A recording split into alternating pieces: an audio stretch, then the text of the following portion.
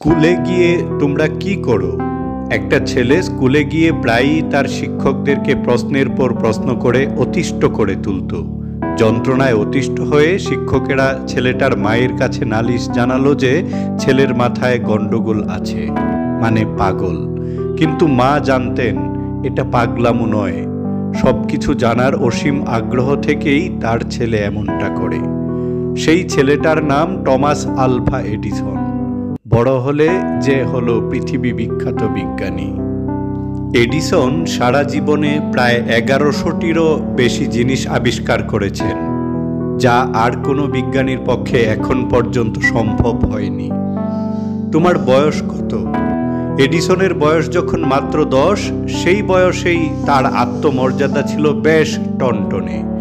তিনি স্বাধীনভাবে চলতে, নিজের পায়ে দাঁড়াতে চাইলেন। বাড়ির পাশে পতিত জমিতে শুরু করলেন শাকসবজি চাষ। বড় একটা খাঁচা কিনে তাতে পুষতে থাকলেন কয়েকটা হাঁস মুরগি। শাকসবজি আর হাঁস মুরগির ডিম বেচে তিনি টাকা জমালেন, যেন এটা ওটা কেনার জন্য মা বাবার কাছে চাইতে না হয়। তুমিও তো চাইলে এমন কিছু করতে পারো যাতে চকলেট কেনার জন্য, খেলনা কেনার জন্য কারো কাছে হাত পাততে না হয়।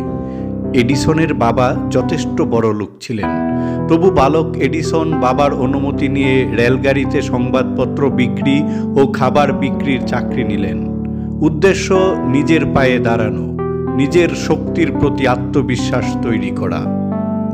এডিসনের আরেকটি গুণ ছিল ধৈর্য ধরার ক্ষমতা। বৈদ্যুতিক বাল্ব আবিষ্কার করতে গিয়ে তিনি প্রায় 100 বারের মতো ব্যর্থ হয়েছিলেন, কিন্তু চেষ্টা ছেড়ে দেননি। সবশেষে তিনি সফল হয়েছিলেন বলেই আজ তোমরা ইলেকট্রিক লাইটের নিচে বসে পড়াশোনা করতে পারো। তুমি বারবার ব্যর্থ হতে থাকলে কতবার চেষ্টা করতে? মনে রাখবে, ব্যর্থ হলে অভিজ্ঞতা বৃদ্ধি পায়।